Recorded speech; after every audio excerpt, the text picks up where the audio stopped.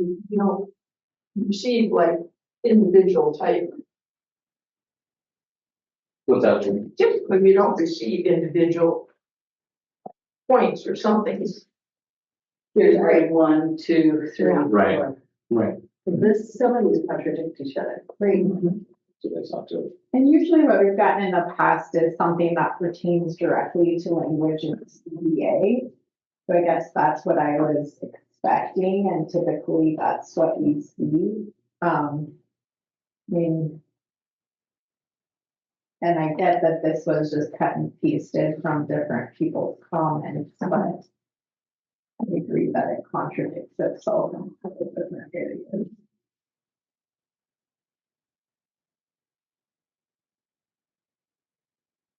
I think with their start with this, that's their number one piece is they've kind of alluded to in that last meeting that a bulk of their negotiation has something to do with 4 days.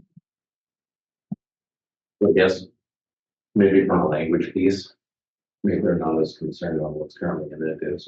This is the kind of the driving force of where they're at. I just did a quick calculation of the support Fridays we've had so far, divided by the 9, and Highland Park has an average of 104.2 students. Lincoln McKinley 116.6, Sunnyside 115, middle school 137.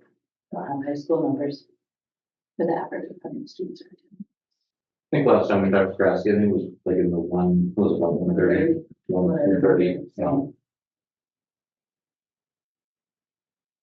So those would roughly be covering around that 40%.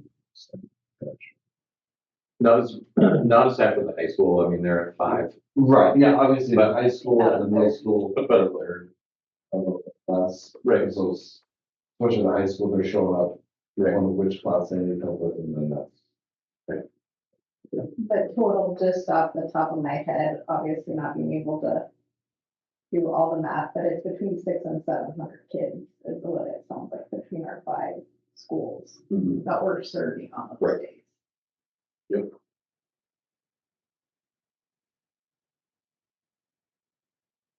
A couple of thoughts I have on Support Fridays, just in general, is, 30 to 40% of our students, 600 to 700 kids showing up, I feel is significant.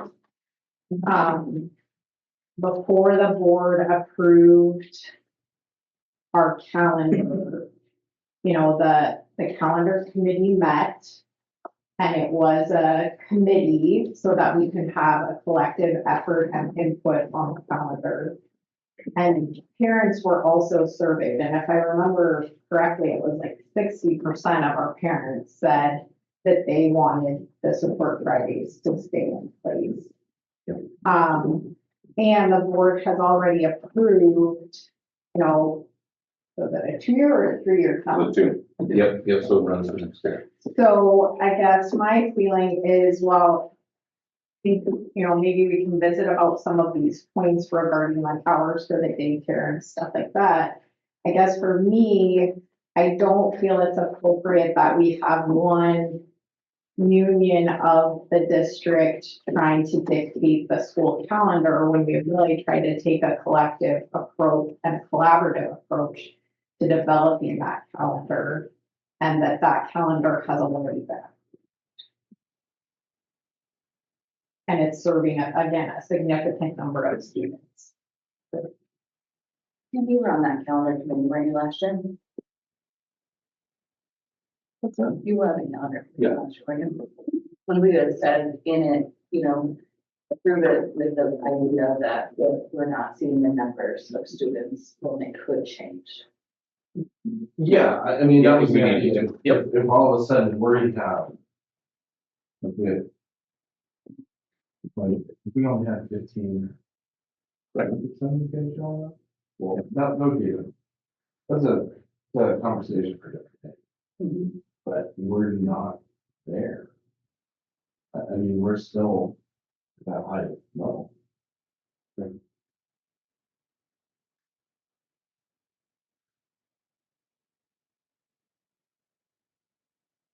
Yeah, not really, Holly.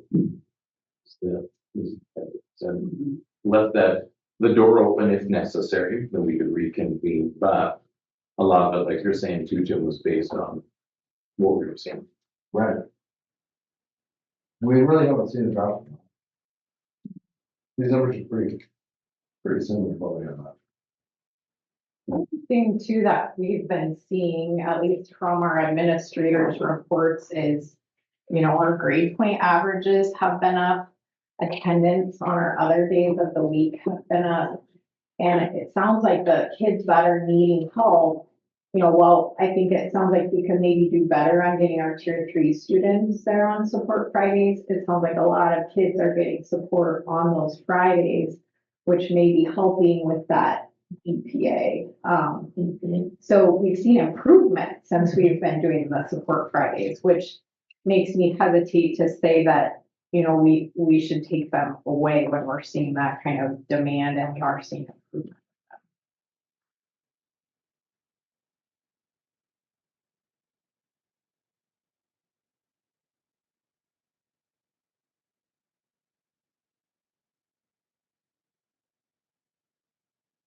But the nice parts about that too is coming off the COVID setting was just giving those kids more opportunities.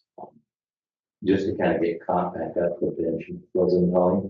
I mean, I know when you all were rolling this in, I wasn't here yet, but just where the kids were in general, where they were, significantly down in different areas, this was a way to try and not only look at a schedule that works for retention of staff, but also helps maybe push or provide opportunities for students to succeed.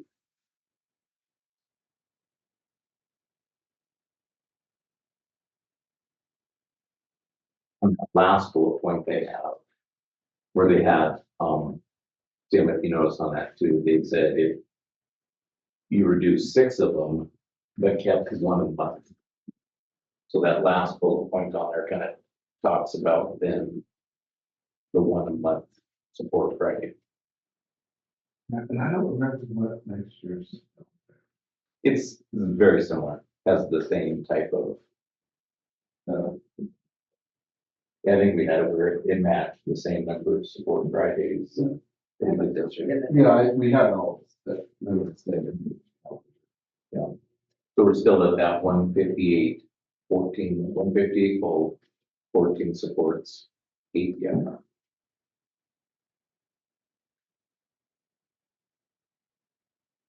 I guess for me, when I think about the support Fridays and cutting the number of them, a lot of what I'm hearing is that, kids at the middle school and high school are going in for help with on things like math and science, where even going 2 weeks, if you don't understand something or you're behind, that's difficult to make sure that you understand that concept before you move on to the next one. Sure. And I know in some cases I've heard that, kids, especially kids in sports, are spending their entire support Friday and still not getting totally cut. And trying to find that time. So I guess that makes me hesitate to cut them back to just, because that wouldn't even be 1 a month if we cut it to 6. Right.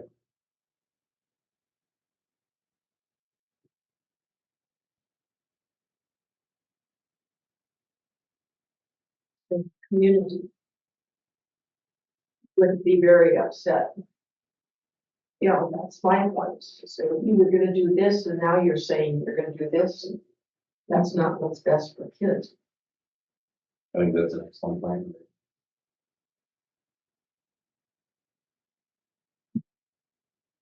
They have all these areas schools with just straight 4 day. But all of those schools started with something. Everyone, They started something similar to this, you said, Tim. most of them had something every Friday. But it was, their participation numbers were so low that they ended up dropping it because they didn't have participation. That's why they dropped. They had things set up for Fridays, but they dropped them because there was no participation from the kids after. really after Christmas of the first year. That's why they dropped it. And that's what every school that we talked to said was, we'll put something in place on Fridays. And eventually your community is gonna quit using it. And at that point, then you know, not you on Fridays. Because at that time it was all daycare, right? Because, well, we don't, what are we doing for daycare? So all these communities added things for Fridays for that. And theirs all went away because it was not being utilized. They were down to that 10 to 15% utilization, which the numbers were so low that it wasn't justified keeping because they weren't utilizing. But the, you know, almost 40% were really incredible. When they had when this first came into, because you can see in a couple of points. We're working beyond the 1482 hours that the 4-day hybrid. The salaries never increased, paid for the additional time. We have worked more hours than the compensation in the last 2 hours, which is unacceptable. I mean, they're not working any time than originally They are. versus So, when we were on a 5-day. yeah. So what happened was when And that's what I was gonna ask, so how did you get that in the first place? it was, yeah, because they wanted this schedule. Yeah. And so what happened was when we started looking at Bell schedules, they were gonna have more hours total because we couldn't have them leaving 5 minutes after the students left, right? And getting there 5 minutes before the students arrived. And was that something that was happening pretty good? No. So they were, there a half hour later or whatever. And so that's why when you look at the school calendar language, we added in this language to kind of protect them. We actually came down a number of hours from the original Bell schedule that the administrators had set. Yeah. Because they were upset about this. So we actually came down in those number of hours, and to kind of protect them, we did agree to cap it at that 15:10 per hours. So we agreed on that. Like Tim said, that was part of the negotiation at the conference, but it was because they wanted this schedule. Well, the last bullet, no minimum 150. Yes, not 150. Okay, so I mean, they're maths. Yeah, we just don't want it. So they're technically under that 15:10, that cap, which they agreed. Oh, wasn't there a 1% and a 1.5% increase in wages? Yes.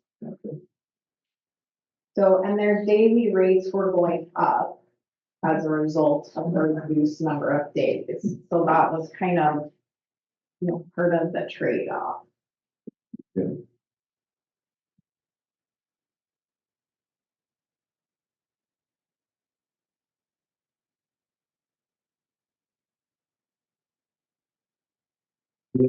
Some of the bullets I can see, like the daycare should be charged statement. Like, I totally get that. They should be charged for 4 hours. Not. Teachers work 5, so Yeah, probably 6 instead of. Yeah, I mean, that's totally. Like a 2/3 rate instead of. And I think we've already agreed, or it sounded like the administrator's feedback was no support Friday after Halloween. Right, Yes, So we were Yeah. looking at that. We had tried that when we were doing calendar last year. It just didn't, it ended up working for Valentine's Day, Right. which is almost as much of a.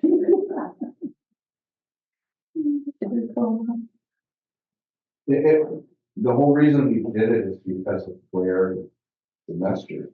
Oh. I mean, Yeah, that's the makes only, sense. that was the only reason, it was because of how the semester ended. In order to try and get.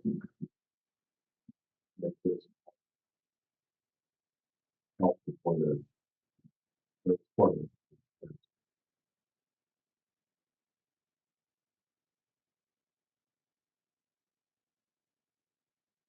Another thing with the support Fridays is I don't want to lose funding for transportation and food service by cutting those days because we need as much funding. It was nice this year. to bring it back.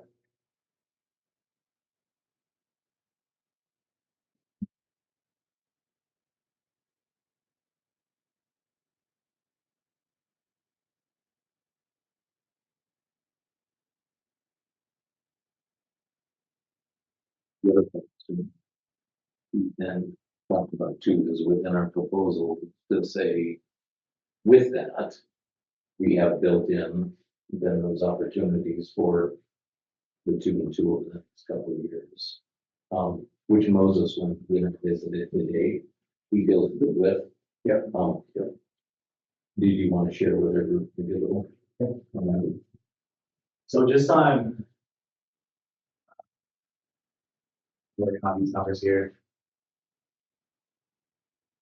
Just feel a little, I feel comfortable with what the potential revenue that the STARS Act is gonna bring in. We say that 4% in 2 years would be great. We're looking at 442,000 in salaries between the elementary and the high school between those 2 years.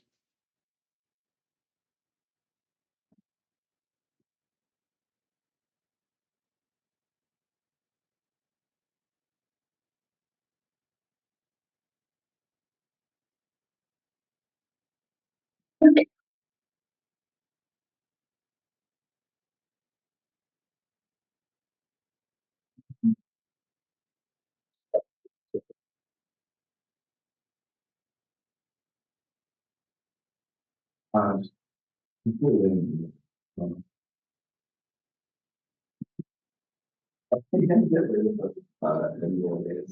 So what? They're gonna get rid of the. It's in Montana code, so There, at one time there was talk of getting rid of. Legislation changes that it Yeah. should change. Yeah, But I didn't know if that was like, something about.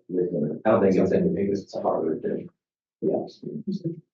All right, I didn't know if it was actually getting traction. Right.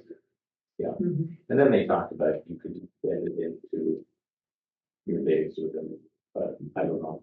I haven't heard of that one. And here was Oh, perfect. just so that, Okay. I get that, so that we Yeah. got that same. So that, and I've got copies for them on this, but that may be. The turn on. Versus just being done with the supports is presenting this. Just kind of going. Because I think that seems to be the bulk of where they want. And it's this as a direction we really from the kids' standpoint, our principals definitely support how we have it currently. Right? From our standpoint, there's a myriad of reasons, not only, doing it right for kids, we already have the calendar set. Kristen, you have a good point about transportation and food service, right? Allowing kids opportunities in this 4-day when they miss for these activities. And another piece of it is, I think too, Tim, is with our location, when our kids miss, right? I can speak to that from a parent's standpoint, you certainly can too, we all probably can, is they're gone the long chunk of time. And it's not, it's not just their school activities. I mean, there's activities all over the community that happen, that our kids are missing time for. Yeah, I mean, it's an opportunity. Another thing too, kind of along those lines is, our next closest Class A school is Lewis, which, is almost 3 hours away, one way. And so our kids that are participating in activities are traveling for a long time versus if you're a B or C school, like a lot of these area schools are, you're not. Right, you're not traveling. As much time traveling to some, a lot of their games. And so for our kids that are in activities, which a lot of them are, and I like that they are, but they end up missing a substantial amount of school.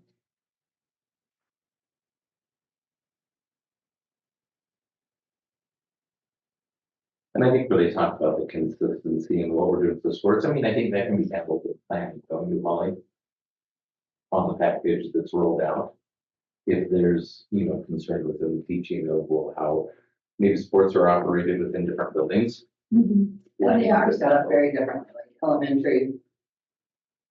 You have 45 minutes where they're in specials throughout the day, and high school is set up where you have 2 hour blocks. And so, and I do know, like, having gone over for curriculum meetings, and that I can see why they say it's not equitable, because, student engagement on sport credits is not consistent in either teacher duties and student contact time. To be fair, though, that was brought up in the discussions about this calendar, and it was one of the reasons that was given not to stick with the 5-day because of the inequity. And, at the time, it was said, no, it'll be fine, like, this is what we want to do. So, I mean, that was recognized before this calendar was ever approved. And I guess I thought it was interesting that that was actually a complaint, that the specials have 2 and 3 classes combined, making it hard to get anything productive done, because it was my understanding that the kids having 3 specials that day was good for the teachers because they had a longer block of. I think they're talking specifically about the specialists. Oh, They're doing okay. one of the special teachers. So a Because specialist if you teacher is have- maybe complaining about that. And you don't have, like, one class might have 4 students and one might have 15 in it. Sure. So then if you combine 2 or 3 classes, you could have 40 students in there. Right.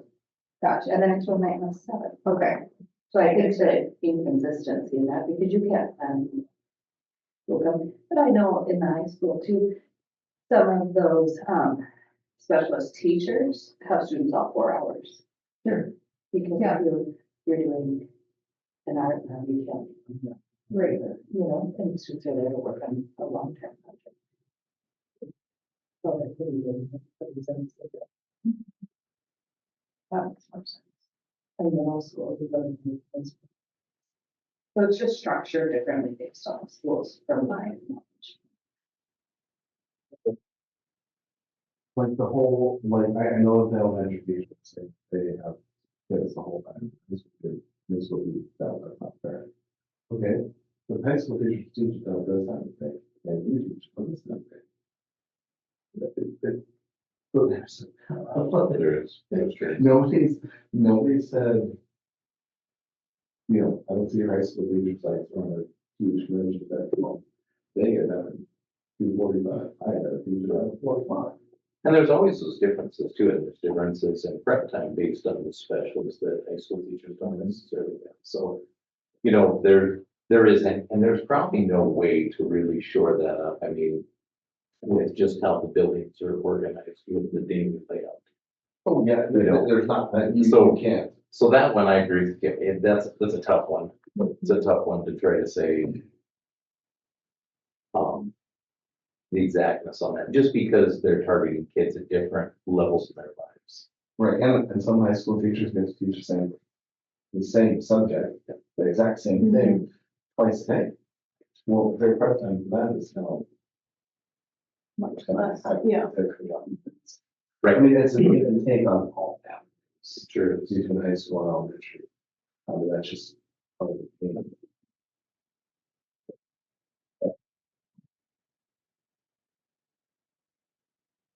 I just don't see how, when we're averaging, with the exception of high school, and then middle school's gonna be too, but our other schools are holding pretty steady at that 40% mark. That's pretty substantial. But those other schools all have things on credits. and all that. They did all. That's peaceful. Let me ask you this, Moses, too, with when you and I had our discussion on, because it pertains to the MOU and kind of where we were at. Correct me if I'm wrong, but you also had kind of factored in insurance. So with that, then, as Moses went through this process, he also built it in so that we could then essentially, even if, right, because we're, right now, Moses and I kind of found out today that March 25th, we should know insurance rates. But what Moses tried to do is go in and take an approach of, with a high threshold, let's say it takes a significant jump, we could still with this provide the level of insurance that they've been getting. So it would accommodate that swing so that they can still stay on like those MOU generating plans of where they wanted that single rate paid. So that is a nice piece of the puzzle with this too. So that allows for a pretty good package. When you think about it, to be able to keep that. What did you figure the rates there insurance? So I just talked to, we had an insurance rep coming here. She's telling me different than what Mus is saying. Mus is saying that we should expect basically the same rate as we had last year. But our rep, the one that handles kind of like all our enrollment and stuff, who works for Havre. She's saying that our numbers are a little down, our plans are down, so it should be lower than what we had last year, of that 16%. So what I have right now, Tim, is that, and I told Brian this, is I'm just aiming high. So right now I'm predicting everything at an 18% increase. And if we have anything lower, great. But if we get close to that, then we might have to just shop around looking at different insurance the following year, because 18% is just, it's too much. It's too much. Yeah. On top of the 442,000. Yeah. Yeah, I guess I would find it interesting that they're predicting a steep increase. Like, I know a lot of people's insurance is not, it's not a very small percentage or stay the same. Yeah. This year, not saying huge jumps, right? And that was kind of the component, as you know, Tim, is trying to figure out then a solution for 1 year before the trust would come into play, which seems like that's really gaining ground, where then you have that consistent low amount yearly that we can really budget with. And even if Moses shoots high, right, and it doesn't come out that high, or like it also buys us time, like we were talking today too, to go shop and maybe then have those rates comparable across the board. So then with this factored in is on that high level, but in reality, it might be less. We might be saving even more money based on that insurance portion. So from their side, if we keep with as is, they're in a pretty good situation under that, and we don't touch where that is, and that could be a discussion in the future. Because we're still at the point where the numbers are showing it's successful. Yeah, I get that they're saying that they're not seeing some of the hits they want. And some of it probably does feel like they're leaving civil service on these days. But they're still working with those kids, they're still learning on those days. High school level, like, especially at the middle school level, kids are making up significant ground. Even if they just have stuff that they're unsure of, or trying to get all their makeup work caught up for a trip or from being sick or whatever it is. Obviously working there too. So.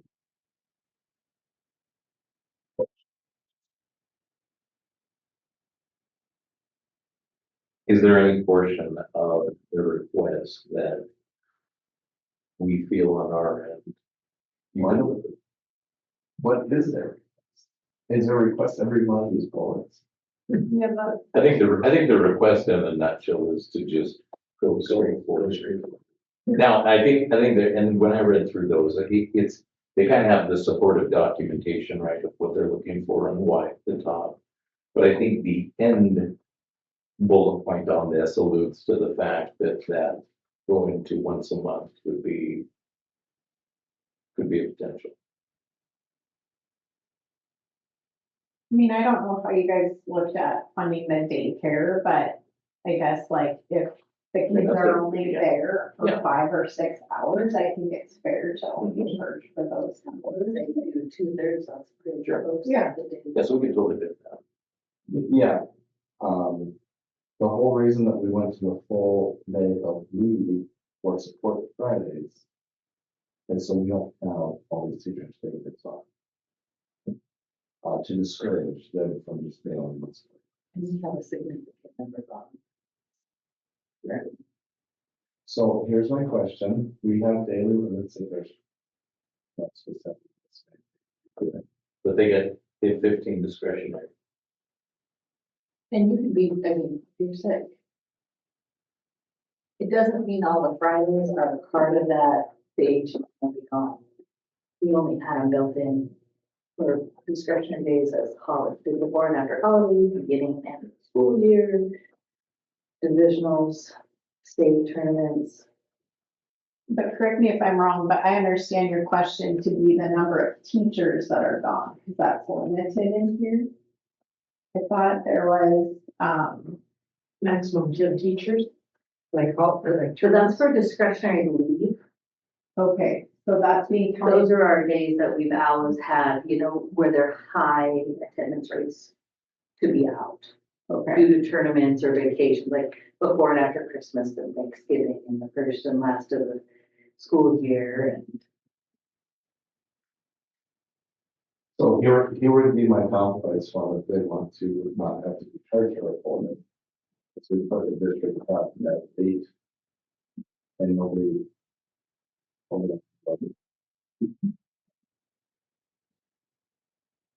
it's, Okay, 32. you're saying minimize it from 10 to 8 on support Fridays for the district.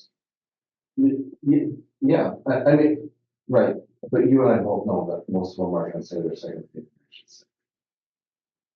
Let's see what. They're not, just because I, It's just on because I page say I'm 14 sick. in the item B, 3E.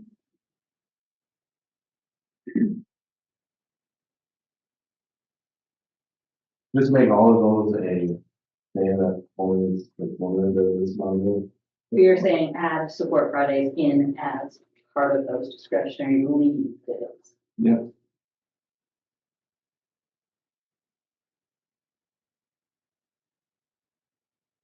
Because otherwise we're gonna just get flooded. People. But I mean, You're saying if you drop the hours to only 4, that they're being deducted for taking us for pay? yeah, I mean, so if we take it down to a half day. That they would be charged. Is that what you're saying? Yeah, but we limit how many, we make it so that only so many people can be out in this day. The whole idea is that our kids are able to come in and come. And big thing was that it would help with teacher absences, which we see is a lot less, correct? Well, it started out that Oh. way. It did. It started out that way. But But not, And now it's second year.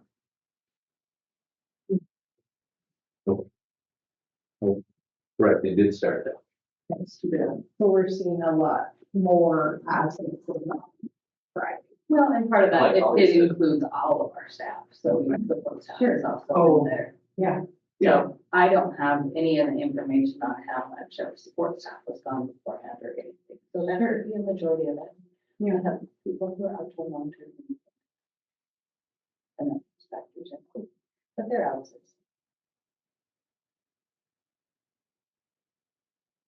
I don't know how it will, but I mean, they want to cut that down. Let's find a way to, the whole reason it was cut down is to decrease our. I mean, they want.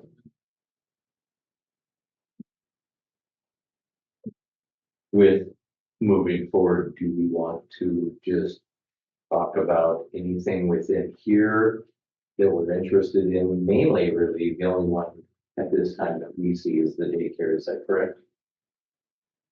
Could we look at the calendar for next year? Do we have a support Friday after Halloween? No. Okay, so we can say, we've already said yes to that one, basically.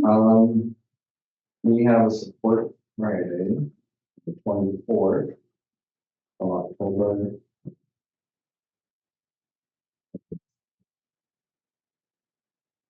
Okay. What we don't do.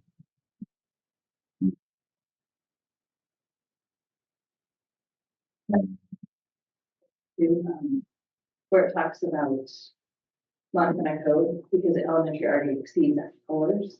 They do at Highland Park and Community, but they are just a skosh under 12 extra hours. That's really. Yeah, and that's why, like us right now, with those late starts, we are just meeting that Yeah. threshold. We just kind of, Right, we're not, we don't have any fluff at that 4:11. right, that starting with fourth grade, that's why they have that longer days, because of that, the extra number of. Yeah, because they go up to 1080 per hours. In fourth and fifth grade. Well, and I've had a couple teachers come to me just stating that they were concerned about the number of hours for Highland Park and Lincoln Community as it is, because instructional time was cut when we moved to this calendar. And they were frustrated that they were getting less instructional time with their students as it was. So I think, for those teachers, maybe those support Fridays are, I mean, obviously it's not formal instruction time, but maybe it's allowing them to help those kids that really need help or didn't get it in the first.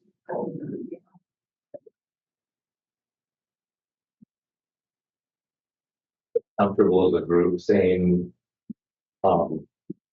we talked about the calendar piece, we'll have to Halloween. Adjusting the daycare piece seems reasonable and fine. But we move forward with having them take a look at this MOU and moving in that direction as kind of back to on their side versus moving out of the program we really have right now. We feel like it's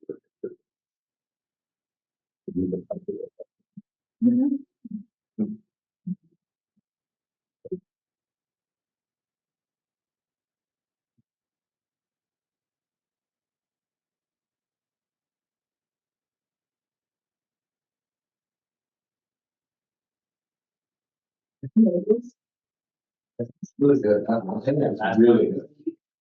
Yeah,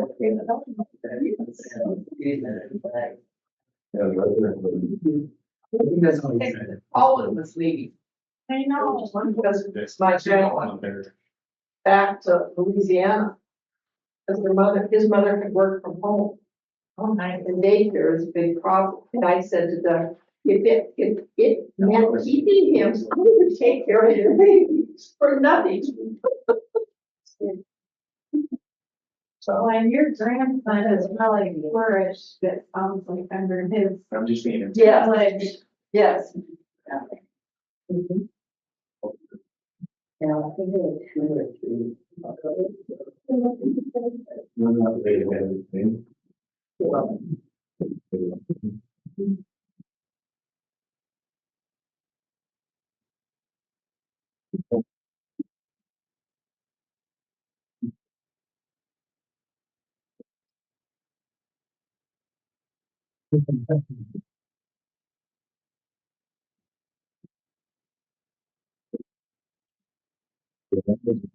piece. Am I gonna get?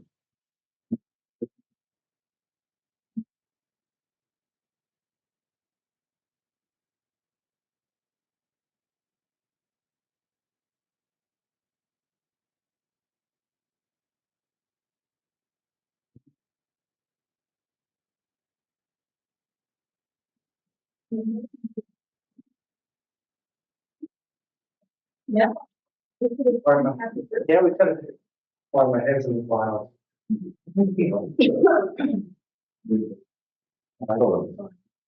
Oh. I don't even. You got us tonight. It's been a tough day for a kickoff. I was like, well, I was really smart. She even asked him what kind of cake he liked.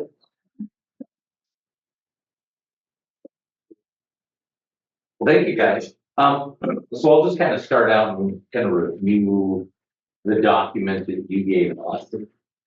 And then we'll kind of talk from there. Does that sound good? Okay. So in reviewing, really kind of break this down and you look at, your proposal on this. Is some of the schools you've listed up here above, right? All of these schools, they have some different situations than we are, right? Because we're a Class A school versus, the size schools these are. And how that kind of plays into it for us on a couple of areas is one, when it comes to travel, right? For our kids, when they go play on different settings, whether that's Barton, Miles City, Sydney, right? Lewistown, all these different places. The makeup time for this being on extended time, right, is fairly significant. And so one of the reasons we value the supports is that it allows the kids to come back, have time to make up that missing work, right? It becomes a good thing. Right? A second thing in regarding to that too is just when you look at like the numbers we currently see for support Fridays right now, we're still setting across, right? Each month our principals are keeping tallies of where those support Friday numbers are, right? And we're anywhere from a third plus in the buildings in terms of attendance for support Fridays. So that's one certainly you can imagine from a community perspective, right? Like from when you got kids in the system and your kids are able to go get caught up on the work and they're doing these different activities, and it becomes an important thing, right? As we kind of rolled out COVID across the nation, we saw that our students were at a bit of a deficit, right? And we could all agree with that, right? It doesn't matter what level of where you're at, teacher, principal, wherever, we all saw where our kids were at, right? And that need to continue to find ways to help them kind of recoup some of those skills.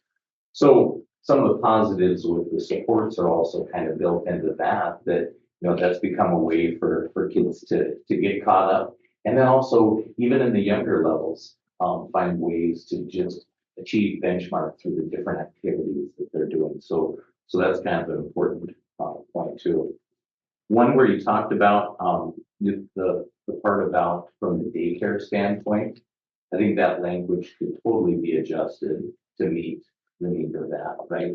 In a level of equity for the time that they're there versus what they pay. We didn't have any issue with adjusting that. That was one that felt like a good solution. Also for the support on Halloween, in next year's calendar, there isn't a support that tandem like that's with that. So that is an issue for the future. I think we all saw that didn't really catch up so well in terms of placement. So agreed across the board that that's not one that really made a whole lot of sense. It was an effort for the end of the quarter. Yeah. At the middle school and high school, Yeah. and it definitely did not go away. Right. It was definitely the lowest attendance day so far, For sure. Yeah. For sure. but it felt like it was full of them. Right. Sure. Sure. Yeah, no, without a doubt. When you talk about though, and maybe you guys can kind of speak to that in terms of the point on consistency in terms of support Fridays. So Aaron, what was kind of the take with that? What were you guys envisioning? Because certainly the support for Highland Park or Sunnyside is going to look different than at the high school. Well, even in our building, on a support Friday last year, I walked in the door at 7:30 and I had just to run through it. And I was immediately on recess duty until we started. And then I had a rotation of kids in my room, a rotation of kids. And the only non-student contact time I would have until kids left was a 15-minute break when they were at recess, so I could run to the bathroom. Last year. So I mean, I was having to prep for all of that. instructional time. multitude of activities. But it was putting me into prep time. And then this year, it's a little bit different. I do have about a 40-minute, broken up 40-minute. kind of Time in there during that to time prepare. For a little bit more, and it's not like on those Fridays. Gotcha. So I mean, just within our own building, Sure. it wasn't concerned last year, this year. Gotcha. Does that make sense? Mhm. Mhm. And then I know other, in every building is run currently, but Sure. Sure. Gene, how about you? It's similar, or what I know with Fitz and Breakfast, they tried to give teachers like a 15-minute to an hour prep time, so they did have prep time, and they kind of did it with their teams next to us, so we could collaborate.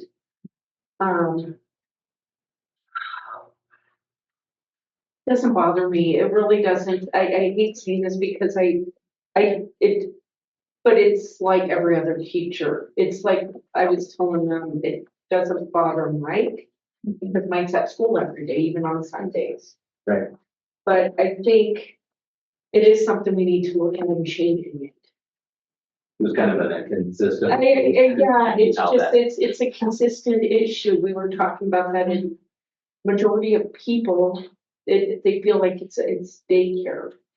I did remediation with my kids, I did we read, we worked on our AR goals. I mean, I didn't do anything, and then an hour we did STEM, which was Legos, kind of thing. I encourage my kids to come with my kids. I will tell you this, I do have this data.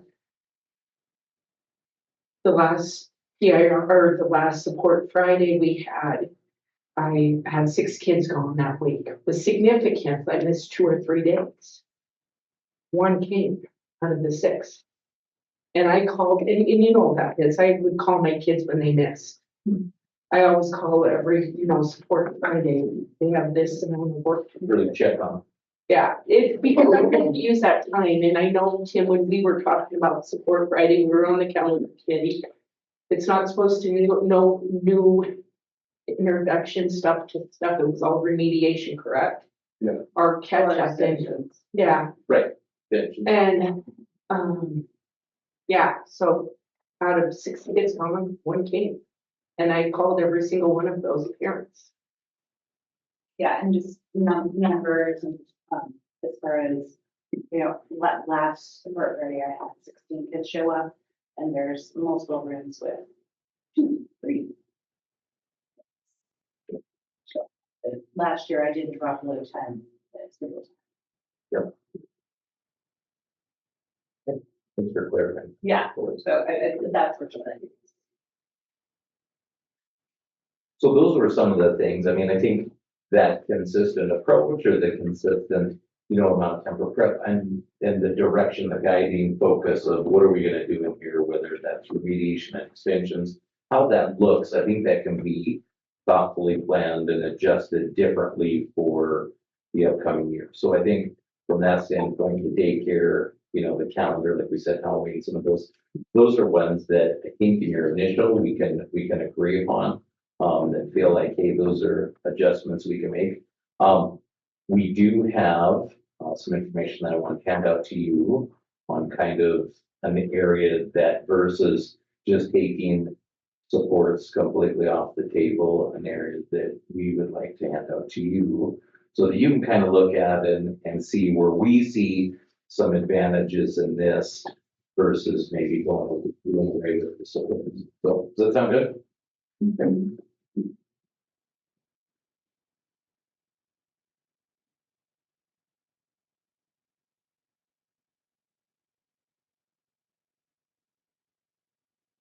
Man, you were on that initial. Yes, yeah. And almost all of these, I won't take every single one, but almost all the schools that we talked to, they had something set up on those Fridays to help the kids or help parents or whatever. But their numbers dropped below like between 10 and 15%. by Christmas. And that's why they dropped them. Because there was no participation from the community and from the kids. Where we just haven't, we haven't dropped there. We're still at.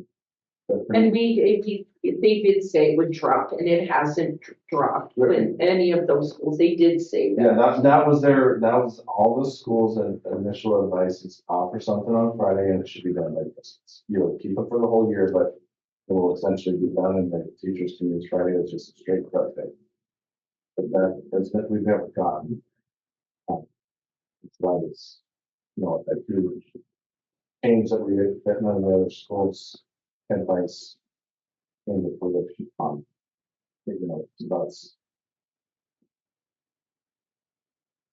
I just don't, personally, and from everybody I talked to, I don't see anything constructive going on, other than the occasional high school student that does go into something that's kind of, the only positive thing I've heard about that day, and I just see it as, our days became very long, and I don't see the benefit that we're getting as a result of it, because 2 Fridays that are almost a full day for us, I just don't see the trade-off. And I personally am not doing anything constructive on those days because I have 2 to 3 classes combined. So, kind of a free-for-all. Well, let's maybe talk through this, kind of in a kind of that next level and see what y'all think with that. So, what you have in front of you is an MOU, right? And if you've been, I don't know how many of you are familiar with the STARS Act, House Bill 252, right? And the components with that. So what I tried to do was include not only the MOU on the front, kind of talks through the budgeting process on the next couple pages, but then it gives you kind of a breakdown of the STARS Act on the back, right? And so this is designed to help reduce the inflation costs that we've seen in the state over the past years, right? So Tim and I went down and actually, learned a lot more about this legislation, had a chance to kind of speak on this and quote our support on this. And the idea is that it takes from where education has still been at this level and the inflation has raised 10.5% and find a way to bring that back up to center. And so with this, as you kind of look through this and read through the STARS Act, and the STARS Act not only has then from the financial piece, which I'll let Moses talk a little bit more in depth, but it also has components of it eventually from the Montana Advanced Opportunities, where high school students, when they leave, right, the high school district gets a certain portion of money back, as well as their elementary district. And those are all good factors because then certainly, as you can imagine, right, the more funding that's coming in, the better job we can do of managing all the different areas of the school district, right? And ultimately, that impacts salaries, right? So it's a positive. So when you look through this MOU, kind of down to the bottom section where it talks about the district agreeing to set aside 4% of the funding in compliance with that, our initial thought was coming back versus saying, let's take out the support Fridays. Let's adjust some of the thoughts you have in there that we can agree upon. But let's look at then going with a 2% raise each year to compensate that. The other part that's kind of factors in with this too, because as you can imagine, your insurance piece is a huge part of this. And those of you who were on the insurance committee last year, when we talked about that, as we saw that 60% jump, that is significant. And so in order for us to keep that single rate paid for, right, which was the level that we agreed upon in that MOU, right, which Christy and I know you have the copy there. Yep. So in order to not only then provide the raise, but that's also factoring in then the insurance fees staying at that higher threshold.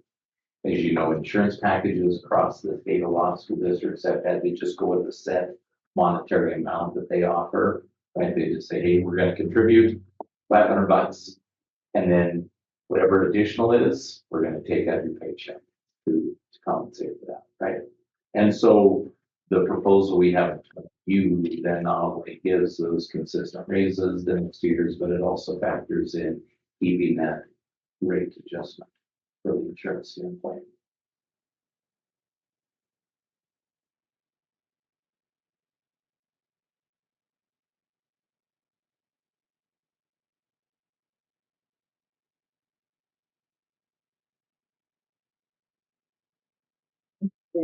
When we are, talking such, will those raises be across the board, or will they be primarily have that rounded of the pay scale? Because of how some of that wording in that bill is worded. Sure. As of right now, I'm just working across. Across the board. Can I say something as well? Your salary schedule is high enough where you're not gonna see a whole lot of changes. I've seen somewhere starting salary is $30,000. And, they're looking at a 11,000 increase per beginning teacher. And, my concern with HB 252 is the fact that they say they need to condense salary schedules. And for a district such as yours, and I don't know what your average salary is, it's tough for me to hear people wanting to condense salary schedules.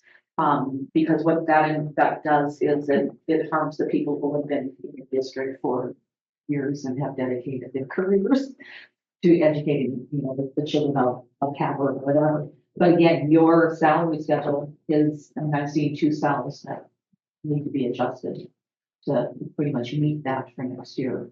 And so you're actually sitting pretty good with that. We are, yeah, no, and you're right, that is an advantage to be, versus some of the smaller schools. You're right, not the need of it, I'm just kidding. Exactly, yep. They're already in the hole after the second year, Right. if they're going to get a straight percentage across for everyone, yeah. So, see, because then usually it says, well, we're not gonna give anything to those people who are at the end. Right, yeah. And then I have one question, and this might not be the place here, but with the STARS Act, they are adding more to the base, the 80%. They're adding more, I don't know what you would say.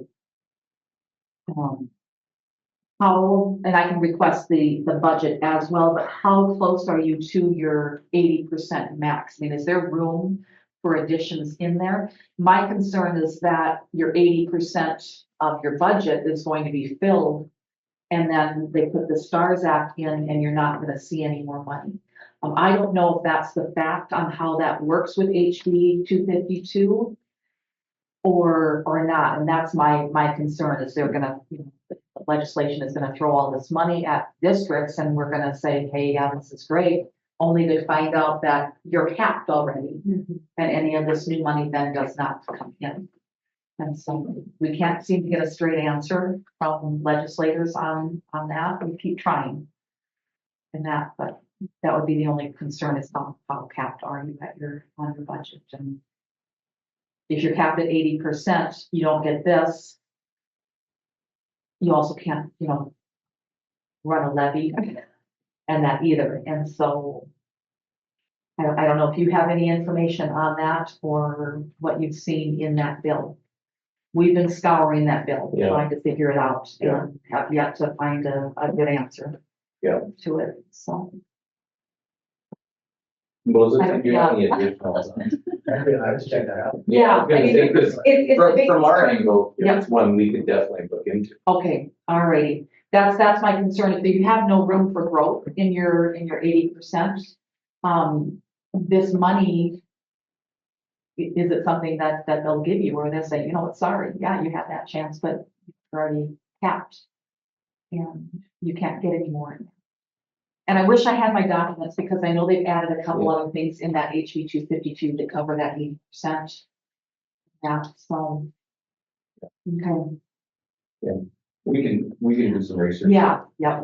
And I think it is a great idea, 252, but if it's something where districts aren't gonna see that money, if it's just something that the legislation is going to say, yeah, this is great for everybody. Yeah. We're offering that money and yeah, it's not there. But again, I'm gonna continue to do research. as Yeah, well. I wouldn't anticipate that. I would hope not. You know what I mean? After the push they've had really across the entire state and how well it's been Yeah. supported.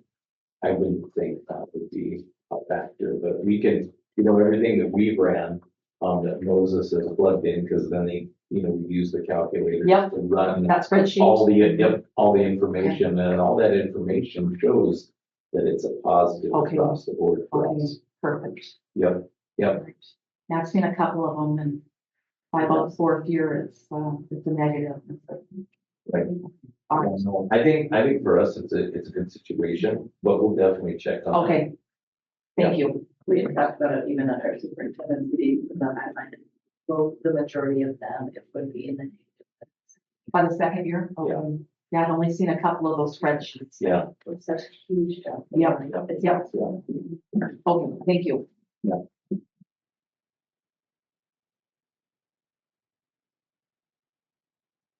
Yeah, so we can definitely do some little research on our end with that. And then, kind of from the standpoint tonight, then, do you all want some time to think about that? Do you want to reconvene another meeting when we can kind of clarify on our end and then come back? You know, it's technically not up to me, because I'm not part of HEA, but I do have a question. I know you're like, what I'm hearing, and I don't hear very well sometimes, but, obviously you guys want to stay with Support Friday, some sort of thing. Could there be changes made? I think that's So back to what I said. Yeah. Okay, okay, Yeah. we're kind of going, okay, I have Okay, okay. Let me get that. Okay, so I think does the consensus we hang on this until the next meeting, that might follow? Yeah. Okay, so. Yeah. Well, Until we. on what they wanted to do. Yeah, yeah. sure. And then that'll give us time we'll double check on that end. So when we come to the next meeting, we'll both give you time to kind of review this, so we'll kind of finalize, make sure that wouldn't be as it cascades down the road an issue. Now, are you saying, is this what I thought I understood you to say, is that you think this should counter what we are asking as far as what Fridays, like it's gonna meet our needs or something? Is that? Well, that's one of the pieces that we're putting back to you all to consider. So as we took from your proposal, some of those suggestions that you had listed in there and said, okay, daycare, some of these things, we understand where you're at.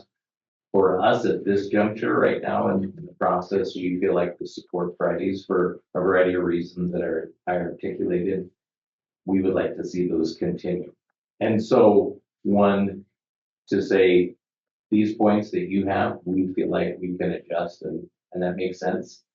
We would like you to review this as our portion back to you and see if between this and the points that we listed, we could come to agreement.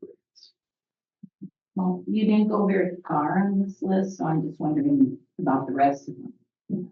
I know the things that I hear the most about is, for example, in the fall, I had to go to a wedding on those Fridays, and they took 8.75 hours, even though that is not the amount of time that I would have worked for that day.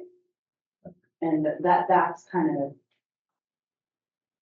an aggravating for a lot of people. It's a full day Because with coaching. they're taking a full day out of my earned PTO, but had I been there, it would have been, That is probably the number one, because also if I could go. yeah. And it just feels not in good faith. And are you talking just for the Friday or? Yes, because if we take remote support Friday, whether it's, it's a whole thing. I think last year, I think it was the first one I drove, that we did a fundraiser for the band, and I drove. When I found out that I had to take a full day, I was like, that. So I drove overnight, the Billings, I didn't make it back, I didn't take the whole day, I was there. It was like a, And then make it, and that's another, another kind of, Yeah, that's kind of like a really sour for a lot of people is that taking 8.75 hours. It's not it's not counted in our state reported student minutes. And that's not what that worked. And the kids can take it off, we just can't. When they talked about when our teachers go and watch their kids with sports, they have to take it.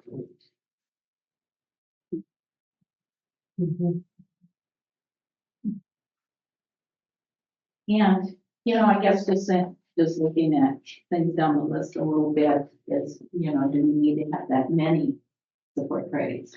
Why?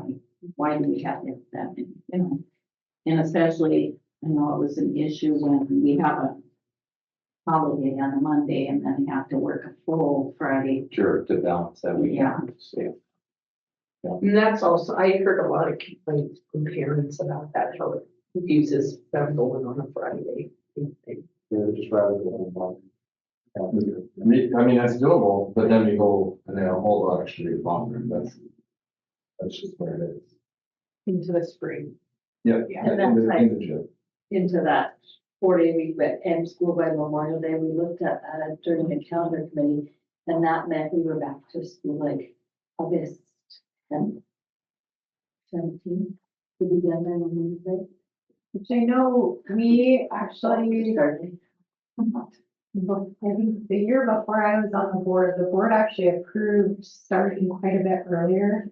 And the parents were in an uproar because of Harvest, yeah. And it was really creating a hardship on families. There used to be a caveat in our CBA from a holdover from way back when it will not start until. Yeah, Sure. yeah, It was taken on. And then the not having air conditioning in our schools was difficult. A lot of my 4 days of schools, they start like next year, I think they start on the 13th of August. yeah, certainly. It is. No, Rhonda, we can, for the support Friday in terms of the hours and then that last bullet you have, those are ones we'll continue. That's on, but as of right now, we're at on this level, probably where then we, like you say, schedule another. That we've agreed to those ones that we talked about, and then would like you to review that. We'll meet again.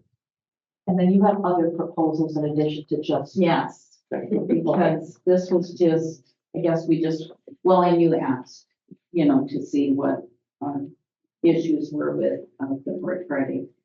So we thought, well, we better get that out of the way right up front, but we do have other proposals that actually we haven't proposed anything concerning money just because, that's up in the air. And, so, but we have other proposals that aren't enough money.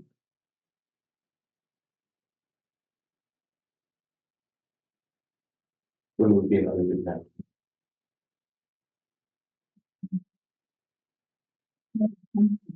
We do March 19th or 20th. I believe if I remember right on my calendar.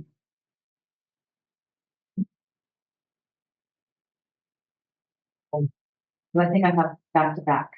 I have nine. Thank you. I have 20th. I have the 20th. I have that for parents. oh yeah, that's it. Yep. And the 19th for. And then 18:30. And then The 19th of March.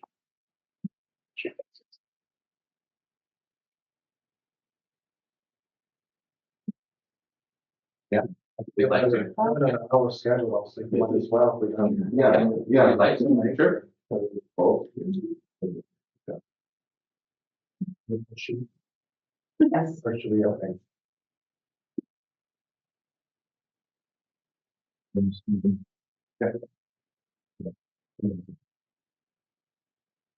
4:15 time, is that right? Or, okay, that's the Right. appropriate time, Yep. time to start, okay, perfect, 6:15, so that's. 19.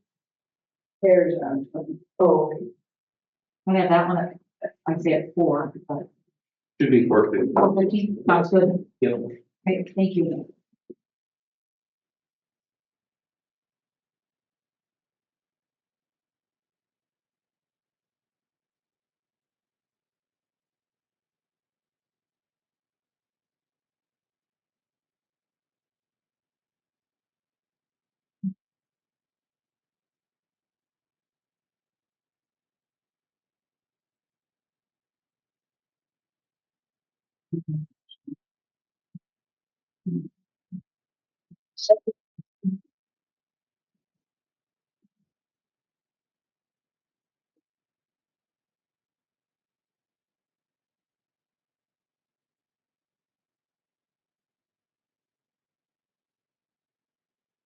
Copies of the next year's school calendar, if anybody needs that in reference to this, but, no, unless I'm missing something, we're exceeding the maximum OPI, of the EIR dates. And so I'd like to propose that we eliminate one.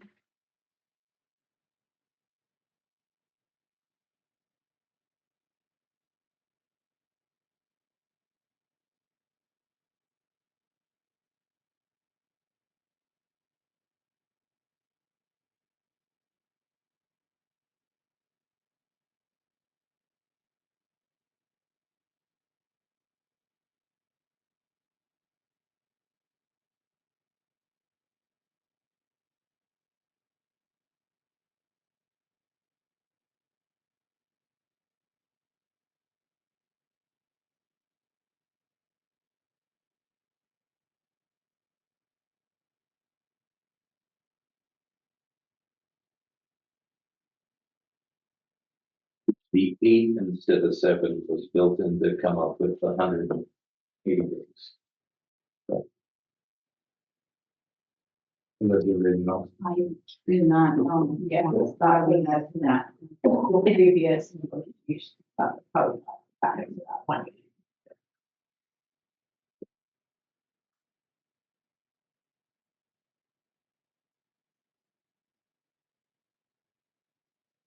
Let me ask you this, Rhonda, how many proposals do you have?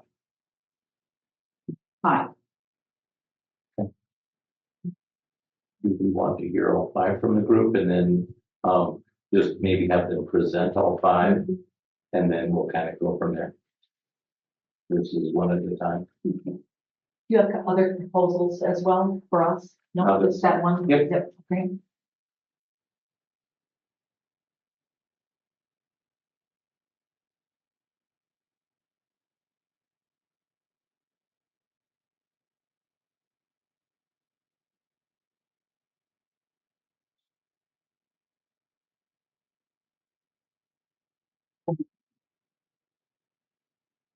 no, one reason. Oh, this is all, Yeah. okay.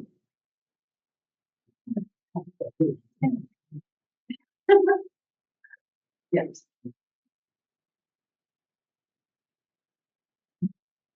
Yes, this is all in school gifted. If anybody wants to know. We love your notes. I started writing on it. Yeah, I feel like my yard. I fight for them all the time. Yeah. Hands are trying to wash. The ocean.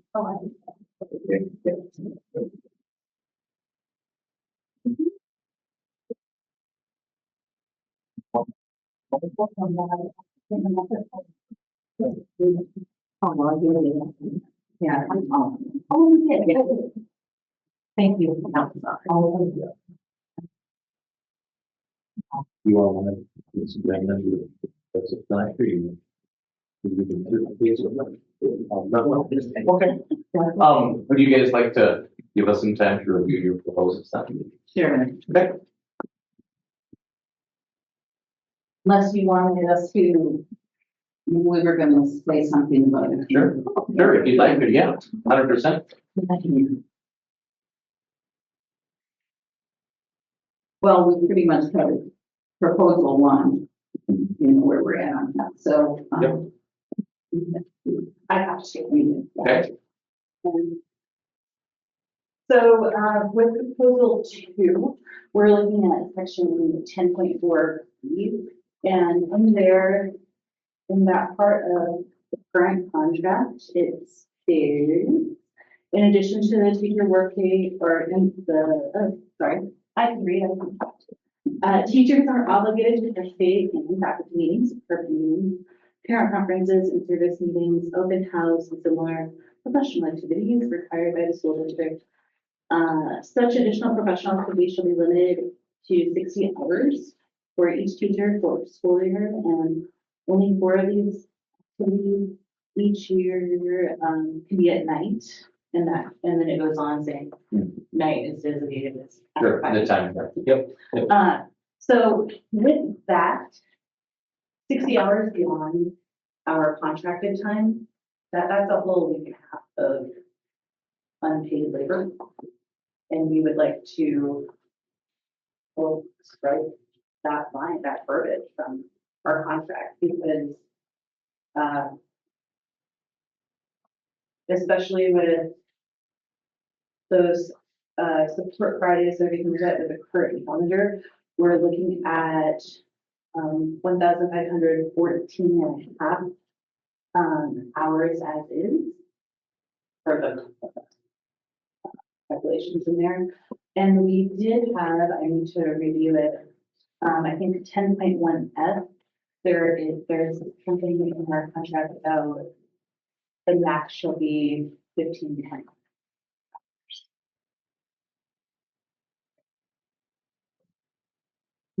For Does this school calendar, like the teacher work year, no more than 100 days. Not more than 1510. And so with the current calendar, we're already over that. And then plus another 60 hours. So we have some contradiction here. Where we're already scheduled, our schedule term is already over the allotted amount just agreed upon. And then an additional 60 unpaid hours. That's our. I think, you know, we all recognize the fact that there's some things that happen at school that, you know, are in the evening, and I mean, I think this just needs to be negotiated way down. 60 hours is really an incredible amount of time, and I don't think that's necessary. And then, and the language in there also indicates that things like parent teacher conferences are not included in this. There's an explanation. But that's, So it's asking for a lot of extra free labor. Sorry, Raj. Yes. Yeah, as far as, you know, Mexican. The thing is if we have these support Fridays, I don't know, it worked really well for us with the music curriculum this year. That was a great time for us to meet, because I mean, music teachers, it's never a good time. Somebody's always having a concert or a festival. And we utilized that time, and I was the only one that needed to have a sub. Everybody else, you know, kind of, they were at middle school or high school where, you know, and it worked down. So with keeping those support Fridays, could we have those district meetings happening and being full during that time? So you're not necessarily having to get a sub, you're not asking teachers to work those additional amount of hours outside of what's already a violation of our contract.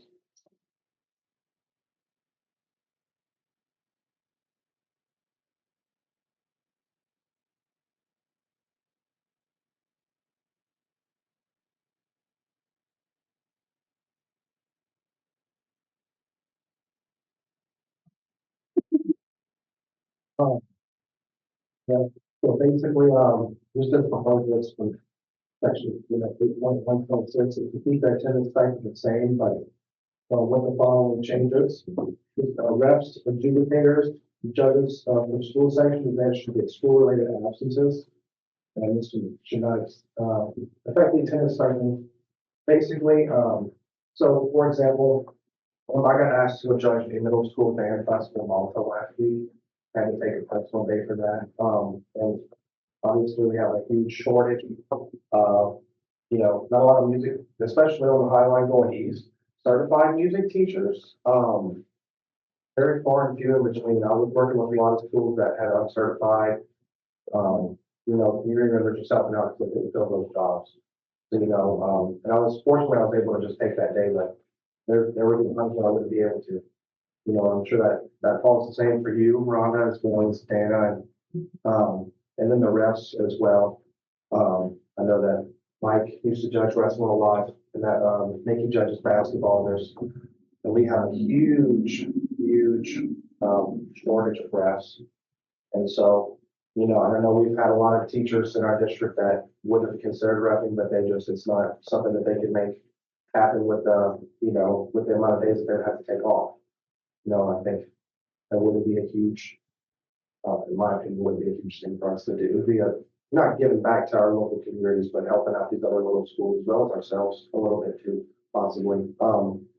And the other part was just about changing the attendance stipend to be by quarter instead of by the whole entire year. So I had some teachers come to me and explain it in a very good way. They said that they basically felt like, one time they slipped up in September and they had to miss or something like that. And then they were like, well, you know what? I'm going to take my other 11 days. And so, if it was by quarter, then, they would say, exactly, they would stop, maybe after the first quarter, okay, well, I'm not going to miss any days in the second quarter. We probably see teacher attendance stay even higher. I know it was very successful the first time it was implemented, first couple of years. This is 2 years old, right? Yeah, this came through. Yeah. I think this might be 4 years. 4? Yeah, it's all really good. I'm sorry. Proposed to sunset this year. Okay, Okay, then, fourth one, discretionary days, section 8.17A allows sick days that are banked to be used before discretionary days with the doctor's note. This would allow employees to make plans for graduation, special events, sporting events for their children, etc., without having to worry about an illness destroying their plans. I know I was in this situation. My son graduated from law school and it was May. It was going to be in May. And I had that set aside. I had airline tickets bought. I had Airbnb and all these things that were non-refundable. And it's like, I'm just praying I'm not going to get sick because, I had that time set aside and I needed to go to that. But, the way that our things are set up, that makes it hard. And I do have, sick leave in. I don't know what we call that anymore, but it's the sick bank, yeah, the bank. But, you can't access it unless you go through it all, which really kind of encourages you to blow it all in the beginning.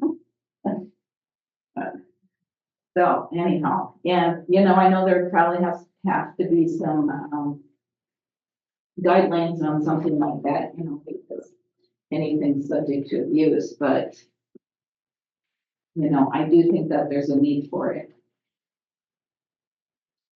And besides, I can say this myself, I have gone to school sick before, just because of that.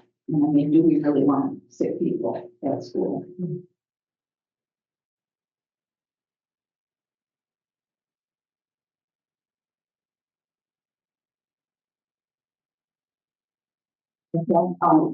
Your time. Oh, okay. Actually, I combine this with this one too, so with the on that, but this one, there's some things that just didn't fall into a category, but anyhow, we'll start with, proposal 5, section 10.4C. I just kind of feel like the language should reflect K-5 teachers getting the same amount of prep time as high school and middle school. Lunch hours and prep periods should be the same for everyone or compensated with pay or time towards discretionary day. Or time off. How that reads in there, I don't have it pulled up right now, but it's like it says that, it says something specific for high school and middle school, but when it comes to, By building. yeah, it's kind of like, well, whatever fits into the schedule, well, that's kind of wishy-washy, And I know that, last year my schedule was pretty rough. And I did negotiate just on my own with Holly, and I was, allowed to leave 15 minutes early, which didn't always happen because, because I teach. But anyhow, what happened is, my lunch hour was cut short and the class had to be at this particular time. Well, this year, what happened is one of those, we didn't need as many classes, so that, that gave me a little bit of time. But, it's really unfair to people who don't get that same benefit as the high school and junior high. And especially something to occur with people who move from building to building. Yeah, but I never got, felt like, until my first year, I felt like I got a full prep period, and then this year I got a full prep period, but ever since, because the other 3 years I was traveling in between buildings, it was built into either my lunch or my prep. So it was never, it always kind of worked out to where I was either not eating, not getting a full lunch, or not getting a full break. And that's just, I think that's super important for teachers that are traveling, is to be able to get a full, and have it built in to some other time. Or compensated for the time difference. I know we get the. I was gonna say, you get the travels. So that's more for the mile, is that more for the mileage? I guess I'm asking, I'm not sure. Like miles on the vehicle, or is it Like more for for the the teacher's time? Yeah.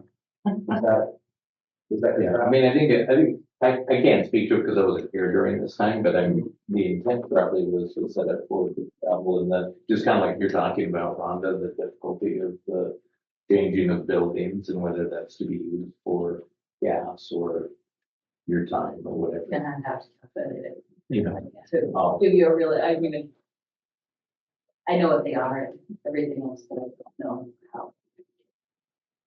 Yeah, we've never seen yeah. any spreadsheet, so we don't know what we're getting paid for. It shows up 2 times in the year. November So. 20th and April 20th. Yeah. It's been that way. And Tim, you've been here a long time. You know when it was